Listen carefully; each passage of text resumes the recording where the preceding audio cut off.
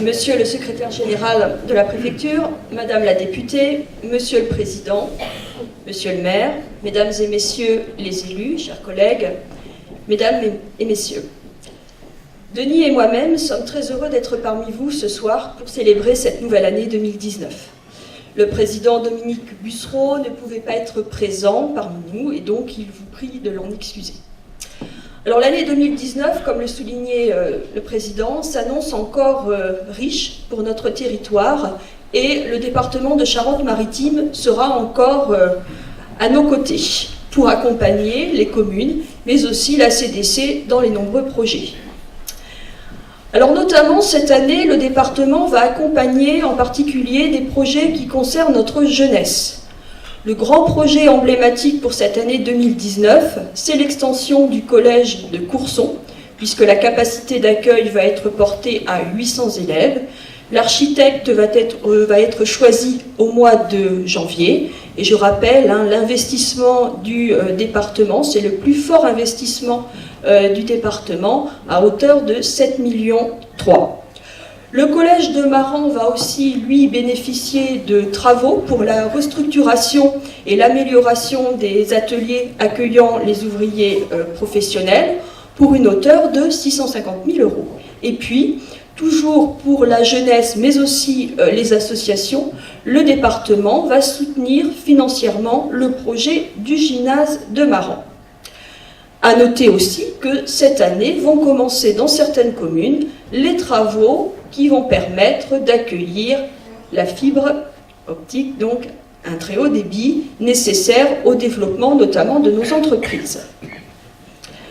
Alors voilà quelques exemples qui seront faits. Il y a bien sûr, on ne va pas aller sur toutes les subventions versées aux communes et à la CDC pour les accompagner sur leurs projets de voirie, d'amélioration de bâtiments, et puis aussi à la diffusion culturelle, puisque le département aide les communes de moins de 5000 habitants et aide aussi la CDC, notamment avec le site en scène accueilli tous les ans en juillet à la briqueterie.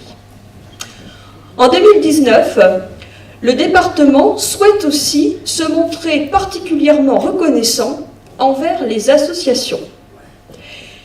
Il a vraiment conscience des efforts faits par tous ces bénévoles et donc le département a décidé de lancer un appel à projet intitulé « Nous, citoyens bénévoles ». Donc c'est un appel à projet, alors ça suppose bien sûr quelques formalités administratives, mais Denis et moi-même sommes tout à fait à votre disposition pour répondre à vos questions et pour aider donc les associations financièrement. Alors on peut être en effet très optimiste, et comme le soulignait le président Servant, il y a en revanche quelques dossiers sur lesquels nous avons des difficultés pour avancer. Et ces dossiers sont notamment en lien avec les infrastructures. Alors je ne sais pas si le maire de Saint-Sauveur est parmi nous, il est excusé, mais il piaffe d'impatience, notamment par rapport au rond-point, au giratoire de Beauvallon. En effet, là encore, nous avons pris un peu de retard puisque le département commence seulement les premières démarches pour les acquisitions foncières, alors que c'est un élément extrêmement important en matière de sécurité. Comme les autres années, nous ne pouvons que constater l'absence d'évolution sur le projet de l'alternative A831. Alors je me tourne vers vous, monsieur le secrétaire général, et vers vous, madame la députée. Vous le savez, il y a eu des résolutions prises.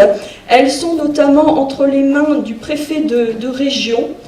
Donc si vous pouviez réactiver ce dossier, les conseillers départementaux, monsieur le président Bussereau aussi, vous étiez présent, monsieur le secrétaire général, à la dernière session, nous souhaiterions voir quelques avancées. Et puis, il y a la question des mobilités. Depuis septembre 2018, nous avons pu, et surtout les habitants, les usagers de notre territoire, ont pu mesurer les effets de la loi NOTRe et notamment les effets du transfert de la compétence mobilité du département à la région. Alors la région est dite territoire de proximité, mais pour notre territoire, nous avons surtout mesuré l'éloignement de ce territoire de proximité de nos préoccupations quotidiennes. Malgré les rencontres, malgré les courriers, la desserte de notre territoire est loin d'être satisfaisante. Aussi, Madame la députée, nous attendons avec une certaine impatience le débat concernant la loi d'orientation des mobilités. Elle serait, et notamment dans certaines préconisations, une véritable bouffée d'oxygène pour les territoires ruraux que nous sommes, nous permettant notamment de prendre l'AOT, être autorité organisatrice du transport ou autorité organisatrice de mobilité. Donc nous attendons ce débat avec une certaine impatience et un certain espoir. Pour conclure mes propos, Denis et moi-même souhaitons à chacun d'entre vous une très belle année, que vos projets privés, professionnels, associatifs se concrétisent. Je vous remercie.